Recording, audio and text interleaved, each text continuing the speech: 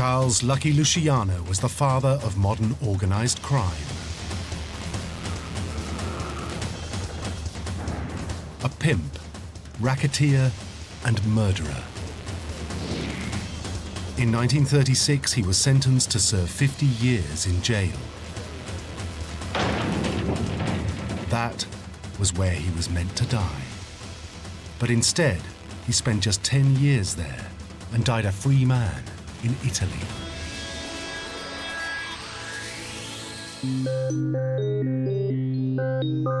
Behind this remarkable reversal of fortune is one of the most unlikely collaborations of the Second World War between the US Army and the convicted mobster.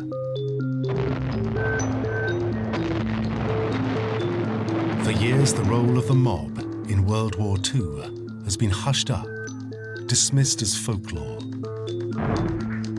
But this film reveals the startling new evidence that proves beyond any doubt that the US government and the Mafia worked together to help win the war. I've found records, archived documents that show that it's a fact that Luciano did strike a secret deal with the United States government. This secret relationship between the United States government and the mob ran from the Battle of the Atlantic to the Allied invasion of Italy. In the end, both would get what they wanted. The US would get victory. And Luciano and the Mafia would get power.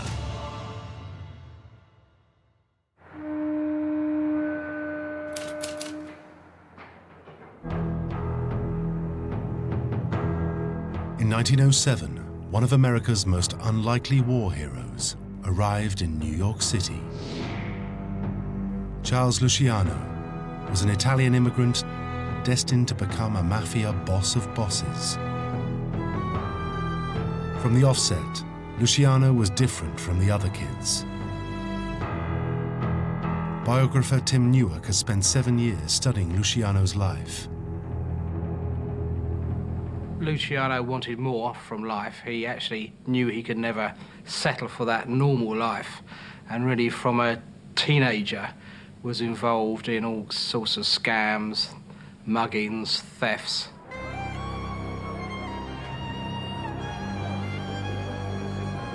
In the slums of New York's Lower East Side, Luciano quickly earned a reputation as a street fighter and petty thief. And he began to make some useful contacts. Luciano was making some money out of beating up kids going to school, and he saw a particularly small-looking guy and went up to him and asked him for some money, but he'd chosen the wrong guy. It was a young Meyer Lansky. A Polish Jew, Meyer Lansky was as tough as Luciano himself.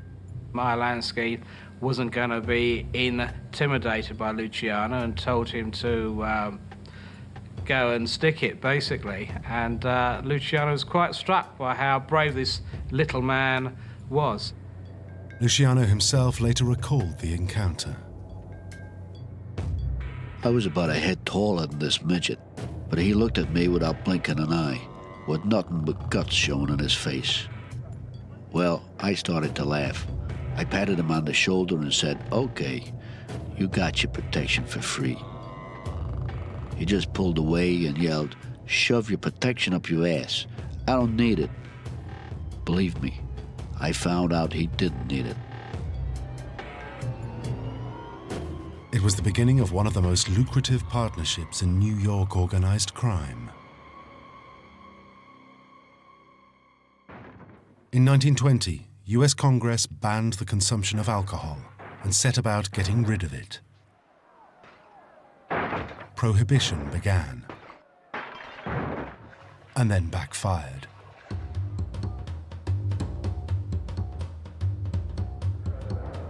Driven underground, the black market for alcohol fueled an entire underworld of illegal bars, nightclubs, and strip joints.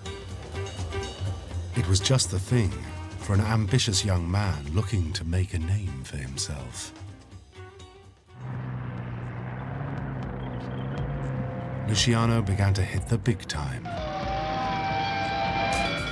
Despite arrests for theft and drug dealing, he ended up controlling 5,000 prostitutes. By 1929, he was suspected of several murders.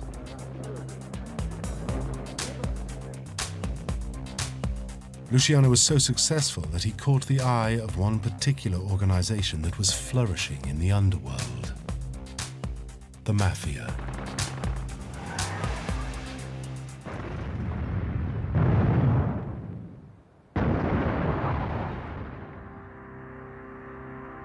Luciano was the kind of man to do well in that organization. Like all good mobsters, he wasn't without his charms. As Moses Polakov, his former attorney, remembers.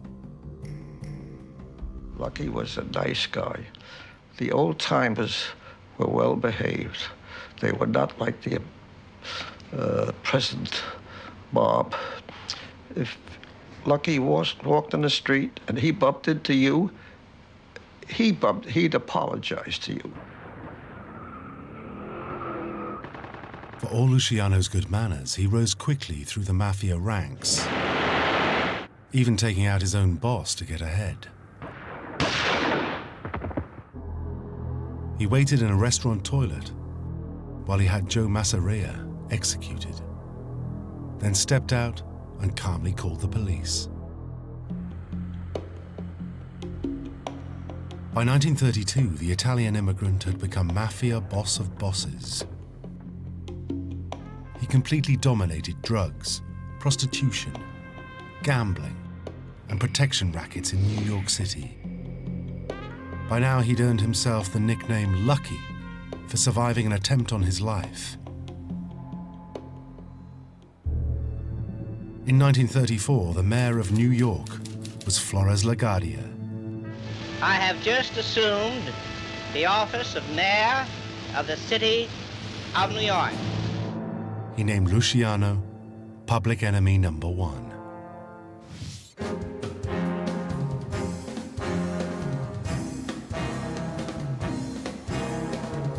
As a true Mafia boss, Luciano had the lifestyle to accompany the role.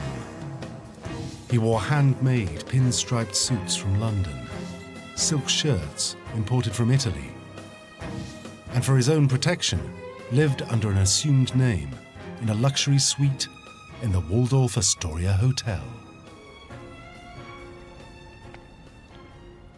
Then in 1936, Luciano's luck ran out.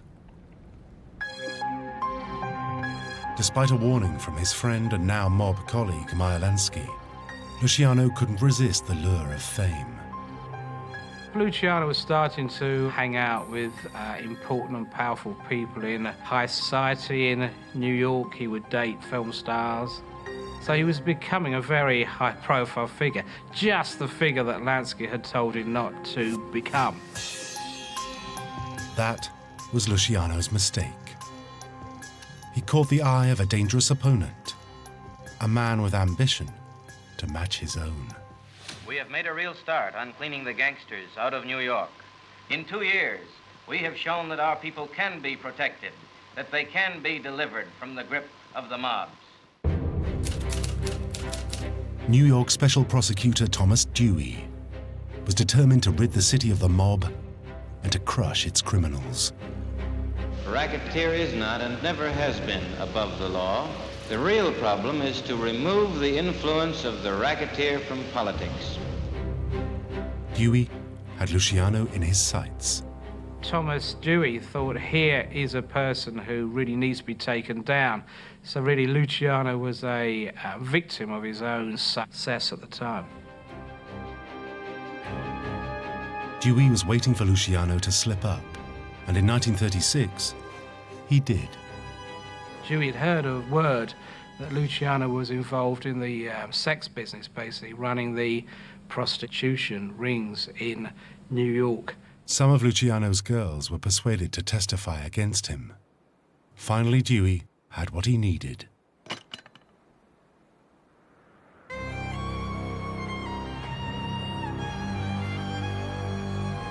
Luciano was arrested. On the 11th of May 1936, the man they called Lucky was led in handcuffs to the State Supreme Court in Manhattan. In a trial lasting 4 weeks, he was found guilty of extortion and racketeering. He was sentenced to 50 years in a New York State prison known to gang members as Little Siberia because of its harsh conditions. People think that the Mafia can live well in jail because they have so much power and so much money, but actually Luciano led a very humble life there.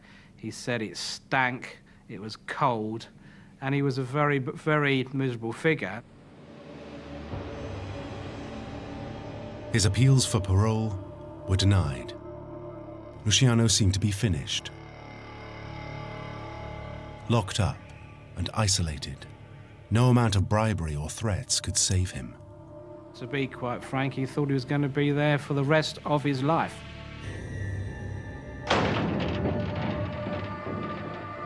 Then came an unlikely opportunity for salvation.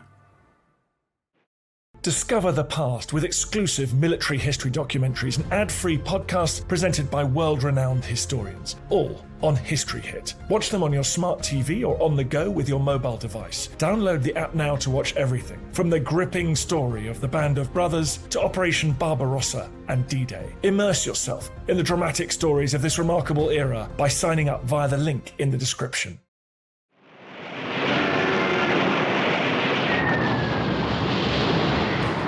World War II.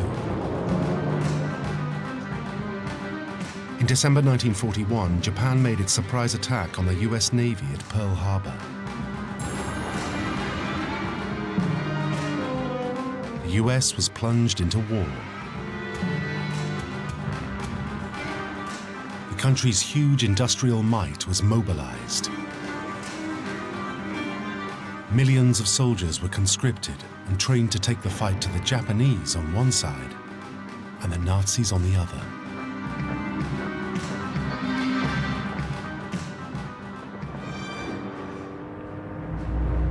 Closer to home, America joined the Battle of the Atlantic.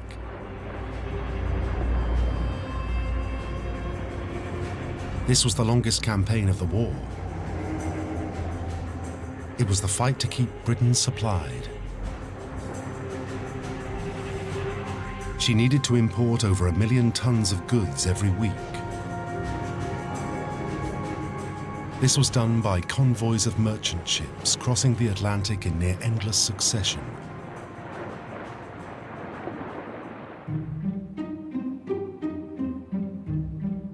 Crucial to all this were the New York docks. 80 square miles of warehouses and piers, the docks were the gateway to the Atlantic and Europe. But from the minute the US entered the war, ships leaving and entering New York came under attack.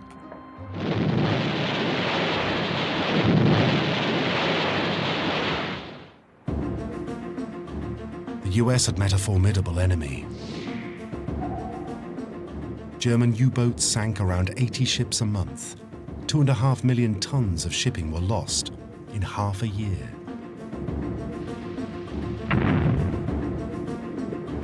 The United States Navy is today fighting in the greatest war in United States history, and fighting it with all the strength of its guns, planes, ships, and men. The task ahead is tremendous and is hardly yet begun. Unable to stem the destruction, naval intelligence officers were convinced of one thing. The German spies had infiltrated the docks and were signaling to U-boats offshore. They must be tracked down. The trouble was, the docks were off limits. They were the territory of the Mafia. And they were controlled by men working for the boss of bosses, Lucky Luciano. Even from jail, Luciano retained complete control. The docks were a closed community, and almost impossible for US agents to penetrate from the outside. Navy agents' attempts to get information didn't impress the mob, as Meyer Lansky recalled in his memoirs. Everyone in New York was laughing at the way those naive Navy agents were going around the docks.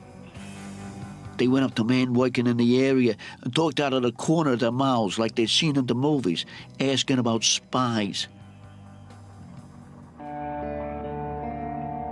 The naval intelligence agents were stonewalled.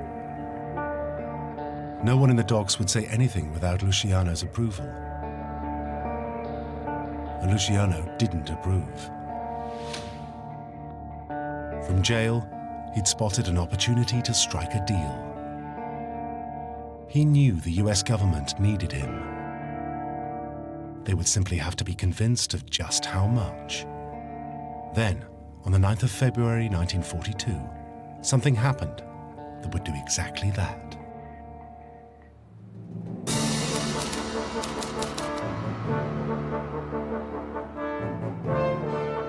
Moored at Pier 88 of the New York docks was the Normandy, a luxury French liner. It had been a favorite of film stars and celebrities. The Normandy was both fast and powerful, and when the French capitulated, she was quickly commandeered by the US military, who were transforming her into a troop carrier.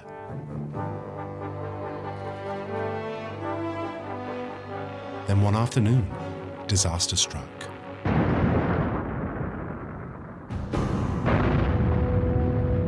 The Normandy went up in flames. Emergency vehicles rushed to the scene. It was the biggest gathering of emergency services on American soil since the war had begun. For 6 hours, the Normandy burned. And then, in the early hours of the morning, she keeled over, sunk under the weight of the water that had been pumped onto her decks. The death of a queen. Now the $60 million luxury liner lies on her side, mortally stricken. In the aftermath of the disaster, the investigations began. Was this the work of German saboteurs? Had some of the Italian-American dockers been fascist sympathizers? The fear at the time, quite rightly so, was this was foreign sabotage. Somehow Nazi or fascist agents had gone onto the ship and burnt it.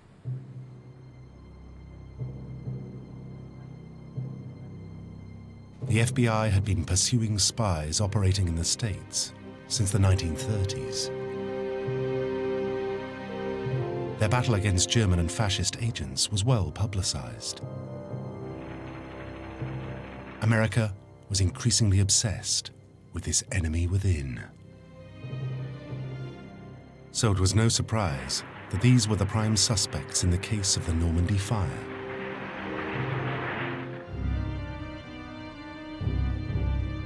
The event, however, remained shrouded in mystery until Lucky Luciano made a sensational claim. He declared that his men were responsible for torching the Normandy, that it was the work of his henchman, Albert Anastasia. In a book purported to be based on his direct confessions, Luciano explained. Albert figures that if something could happen to the Normandy, that would make everybody crap in their pants. It was a great idea, so I sent back word to Albert to handle it. A couple of days later, I heard on the radio where the Normandy was on fire, and it didn't look like they could save her. That goddamn Albert, he really done a job. Luciano's was not the same as the official version of events.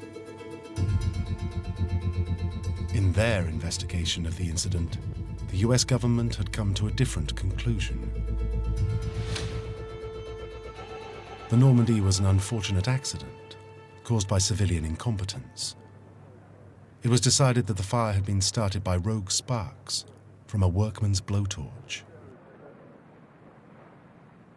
The case was supposedly closed.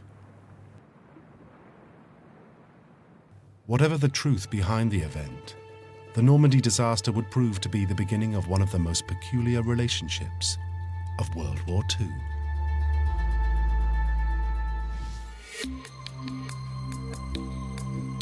Whoever had done it, the burning of the Normandy certainly did get the Navy scared. It fueled the fear that their ships were targets for sabotage. Lieutenant Commander Charles Haffenden was head of naval intelligence in New York. His unit's main task was to ensure there were no more incidents like the Normandy. For that, Haffenden knew he had to get access to the docks. And there was only one way to do it. The burning of the Normandy was a catalyst, really, for the United States naval intelligence to get serious about dealing with gangsters. And Commander Haffenden, in particular, said he'd be happy to talk to the devil if that is what it takes to take care of the New York docks. Haffenden launched one of the most secret missions of the war, an operation called Underworld that would see the United States elite turn to the mob for help. Haffenden's first port of call was Thomas Dewey. Dewey had spent his career fighting the mobsters, and he knew how to find them.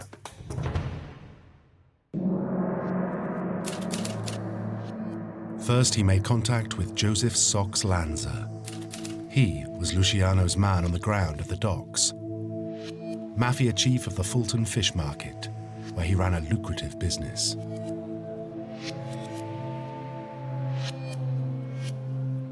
Moses Polikoff remembers the influence Sox Lanza wielded. Sox was a rough guy.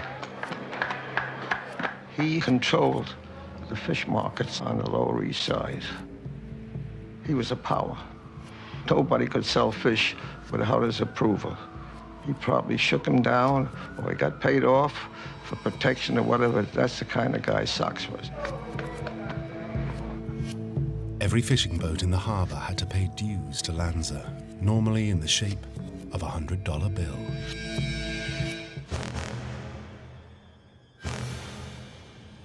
US officials met with Lanza in secret and brokered a deal. Lanza agreed that his fishermen would keep their eyes open around the docks, but he had some unwelcome news. Sox Lanza said that really, I can do my best, but at the end of the day, the person who commands most respect on the docks is not me, but Charles Luciano. There was no way around it. To get what they needed, US intelligence would have to deal with public enemy number one, who was serving his 6th year in jail. Luciano was reeling them in. He would later claim, as far as Haffenden was concerned, he didn't know nothing that was going on, except that he was sitting there with his mouth open, praying I would say yes and help his whole department. Tim Newark has found clear evidence of Haffenden's need for collaboration in a statement made by Meyer Lansky. Lansky was interviewed for the official Herlands report, a post-war investigation into the relationship between the US military and the Mafia. We have a further statement here by Meyer Lansky saying that the government was fearful of sabotage, that's his phrase. He says they were mostly concerned about shipping and Italians working on the docks, and it was felt quite desirable to get some prominent Italians to get involved, and for that reason the name of Charlie Luciano came up. The question was who could win them Luciano's trust. There was one contact who might prove helpful. Luciano's old friend Meyer Lansky was proudly Jewish and hated the Nazis. He had openly opposed the Bund, an anti-Semitic pro-Nazi organization whose rallies mimicked those held in Hitler's Germany.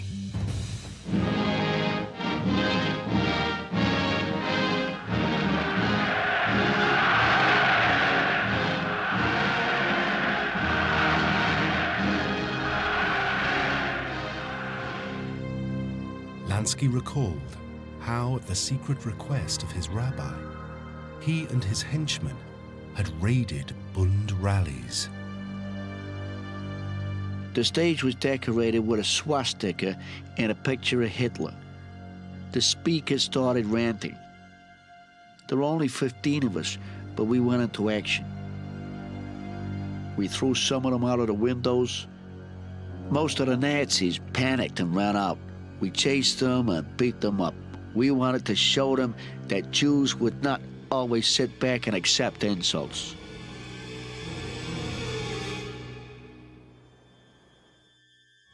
Meyer Lansky was a mobster that a nation at war with the Nazis could do business with. Lansky agreed to see what he could do to help.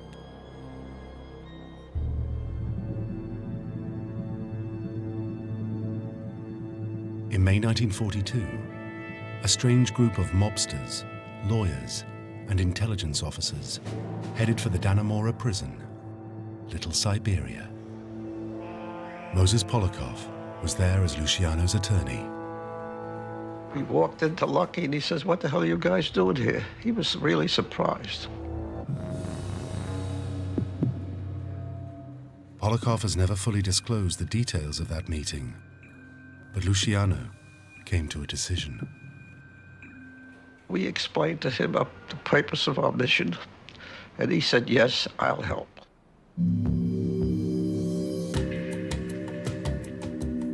With Luciano's blessing, word went out that the mob wanted the dockers to pull together to help the war effort. The Mafia's message was clear. No more ships are to be burned. The order was obeyed completely.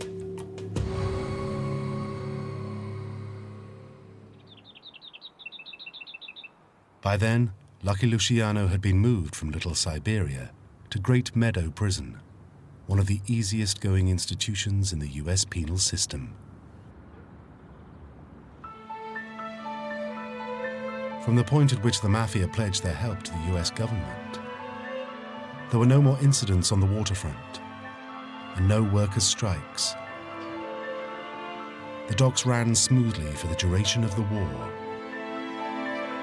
US Navy intelligence was now committed to working with public enemy number one. One of their leading officers, Anthony Maslow, recalled, "Anyone who could make a contribution to help us was used. Whether it was Luciano, whether it was Bugsy Siegel, whether it was Costello, whether it was Meyer Lansky, yes. Abies Willman, yes. Mike Lascari, yes. All of them." But the relationship between the mob and the government didn't end in New York.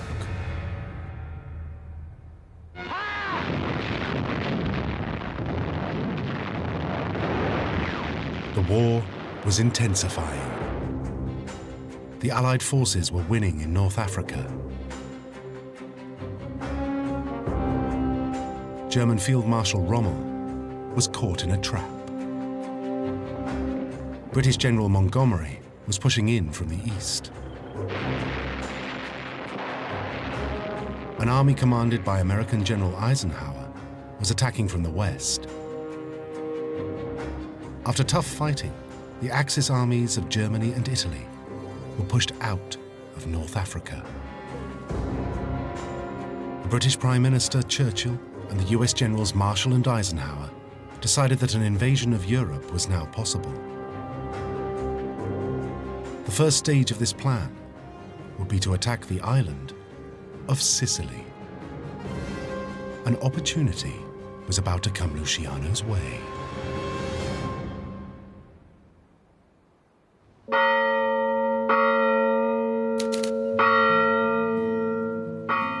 Lucky Luciano had been born in Sicily. It was also the birthplace of the Mafia. Known as the Tradition, the Mafia Code of Conduct had emerged as a means for Sicilians to protect themselves against foreign exploitation. Sicilians looked to themselves not only for security, but also for justice. If a crime was committed against you, then it was up to you and your family to organize retribution. Luciano had always retained a great love for his home country and had many Mafia contacts there. But in the 1920s, the Sicily mob had acquired a formidable enemy. L'Unione era rimasta indietro! Si aveva dell'Italia una concezione superficiale e pittoresca di quel pittoresco che io detesto! Fascist dictator Benito Mussolini. Mussolini made his name standing for law and order. He determined to put down strikers, communists, and criminals. Mussolini went to Sicily in the 1920s and was shocked by the fact that a leading Mafia figure said to him, "I'll take care of you, I'll look after you, my men will guard you." Mussolini was embarrassed by this, and he said that basically no Italian can have two masters. Mussolini wanted to be the only master, not the Mafia. Poi viceversa, desideriamo e vogliamo la vittoria di Franco. So Mussolini sent in his black shirts. He waged war on the Sicilian Mafia, purging towns and villages.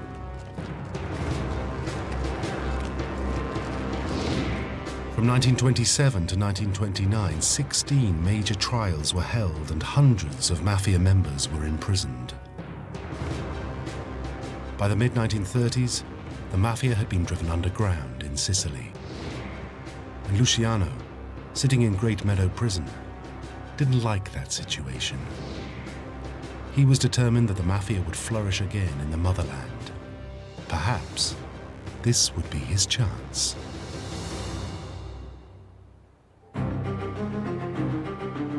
The planned Allied invasion of Sicily was fraught with danger.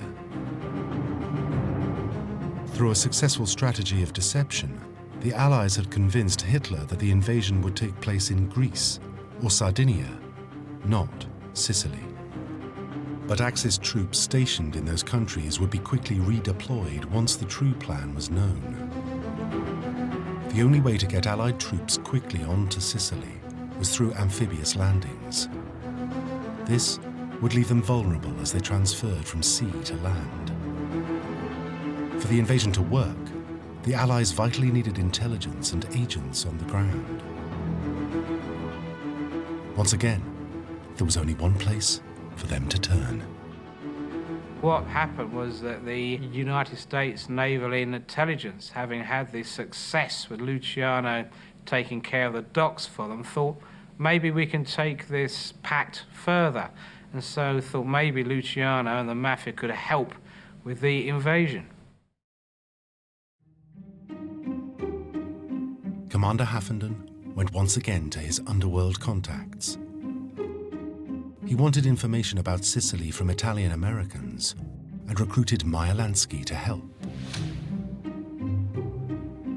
Lansky called in his Sicilian contacts, who would be asked to comment on a large map of the island that Haffenden put in front of them. Some resisted, but not for long. It seems the boss of bosses was once again involved.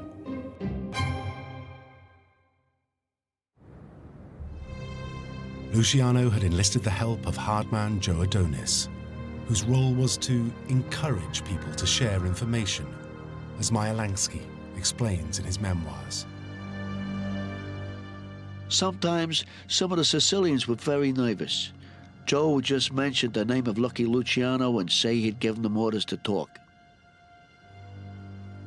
If the Sicilians were still reluctant, Joe would stop smiling and say, "Lucky will not be pleased to hear that you have not been helpful."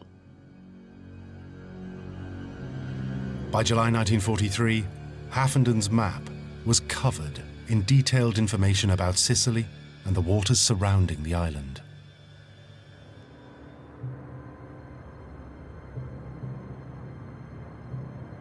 As the final preparations for Operation Husky were made, Luciano made an extraordinary bid to take his involvement in the US war effort even further.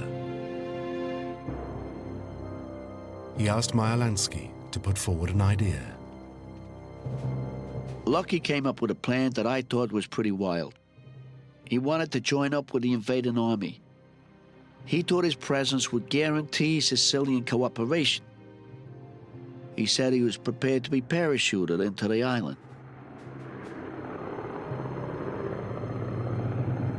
It's a testimony to the power that Luciano wielded that his request reached the highest levels of the US military before being declined. Why the mobster was being so supportive would only become clear after the war.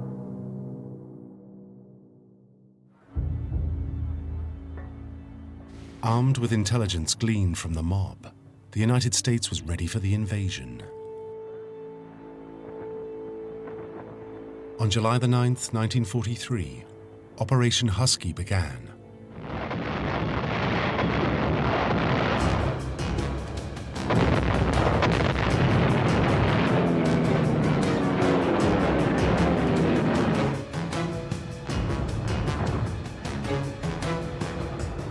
As the British and Canadians advanced, their progress up the east coast was met by stiff resistance.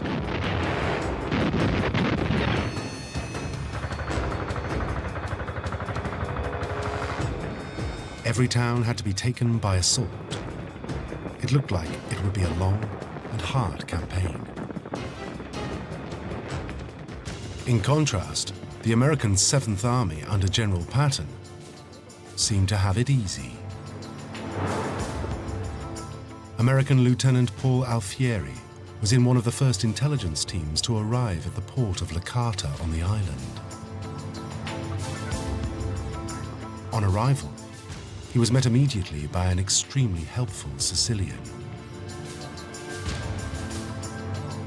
The young man showed Alfieri to the secret hideout of the Italian Naval Command in a beachside holiday villa, and then provided gunmen to help him attack it.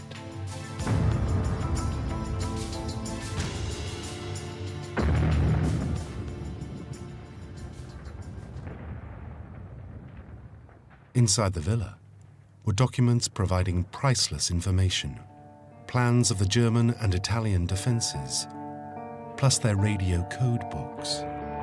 Most importantly, there was information on the Axis naval forces throughout the island. Map overlays detailed marine minefields and revealed safe routes through them. The intelligence saved many Allied lives. Lieutenant Alfieri was awarded a Legion of Merit for his actions.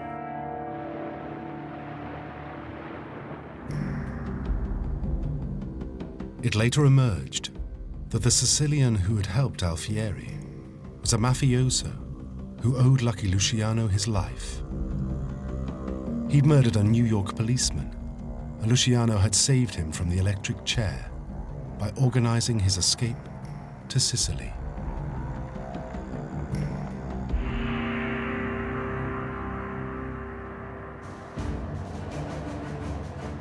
Within 2 weeks, the US Army had completely secured the western side of the island.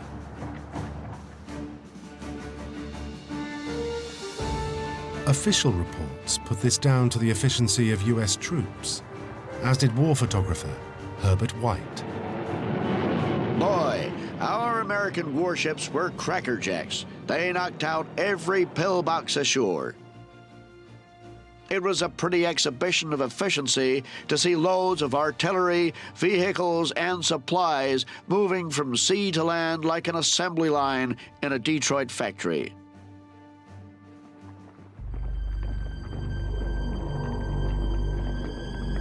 But in his memoirs, Mierlansky suggested something else was at work.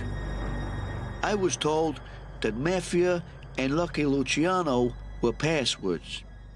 Maybe that sounds crazy right in the middle of the war, but one of the agents told me later that those words were magic.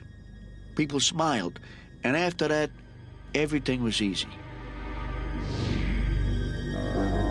Luciano himself claimed with characteristic modesty that he had won the war.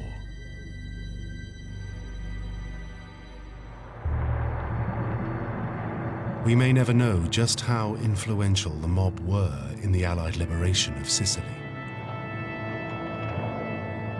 But Tim Newark has found evidence even within official documentation which confirms the Mafia was part of US strategy.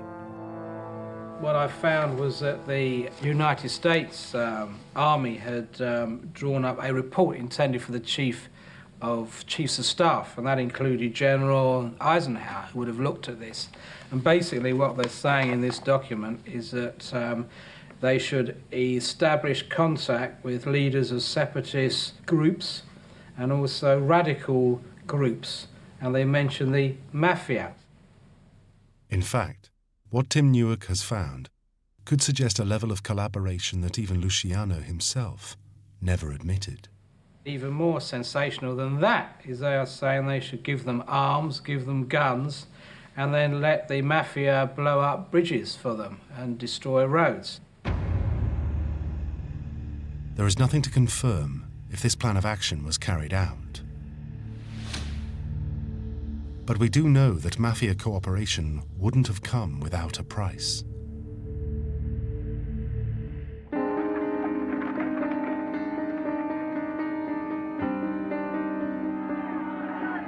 The war had left Sicily in a state of chaos that was now the responsibility of the US Army. AMG entered every captured town in Italy with the first occupying troops. Its job was to transform battlegrounds step by step into normal communities. Towns and countryside were full of destitute refugees.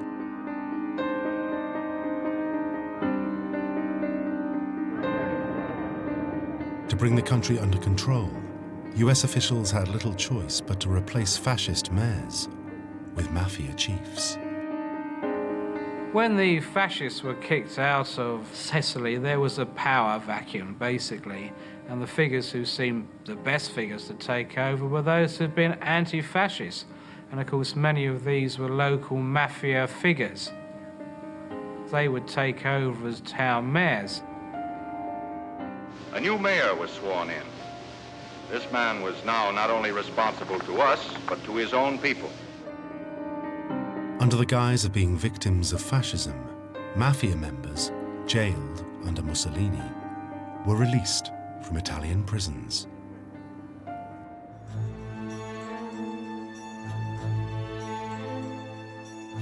Out of the crisis, the Mafia would regain control. This was the beginning of their return to dominance in Sicily.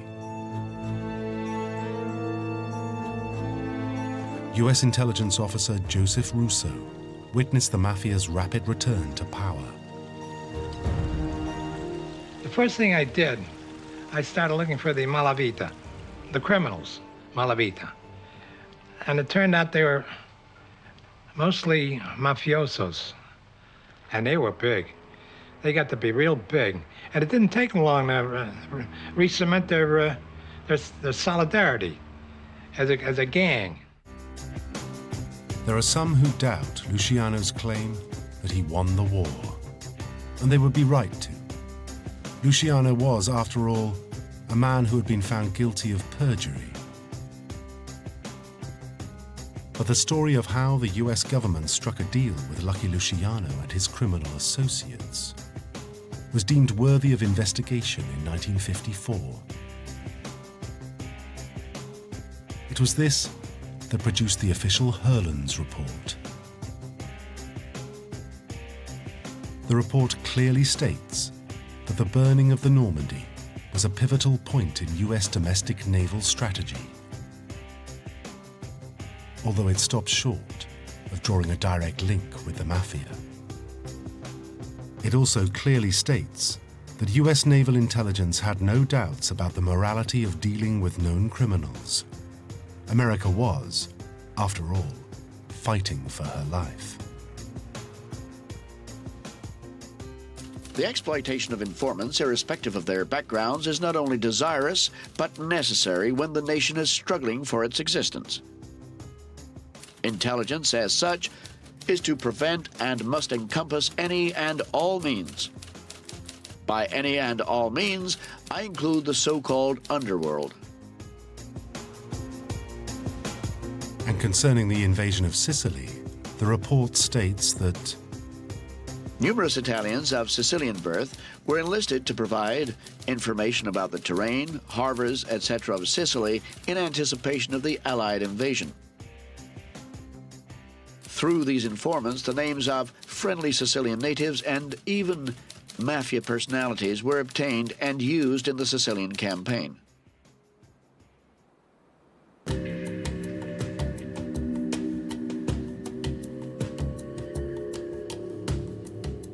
official documentation barely alludes to any deal that had been struck with Luciano.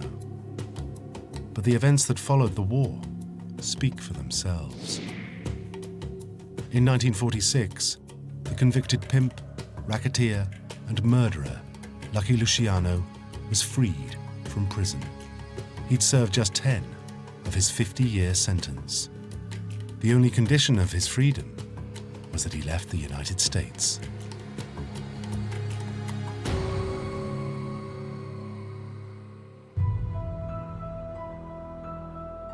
So on February the 9th, 1946, Luciano boarded a ship in New York.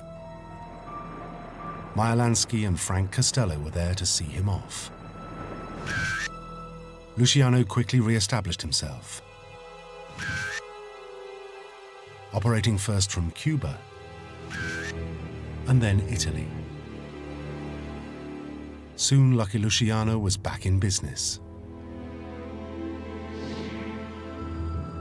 With Sicily now back under mob control, he massively strengthened his criminal links across the Atlantic and expanded the influence of the New York Mafia.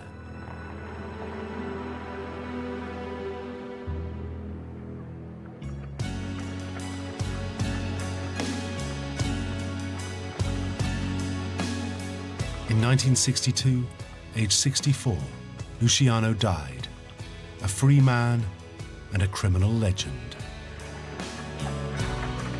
This remarkable reversal of fortune seems proof enough that Luciano truly had contributed to the US war effort. I think lots of people think that the story of the Mafia and Lucky Luciano being involved in the Second World War and helping the United States government to actually win part of that is a myth. It's not a myth. It's a fact that Luciano did strike a secret deal with them and was very helpful indeed.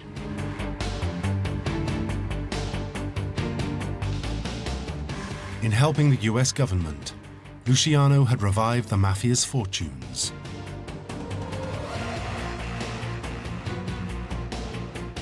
The path was set for their domination of organized crime worldwide.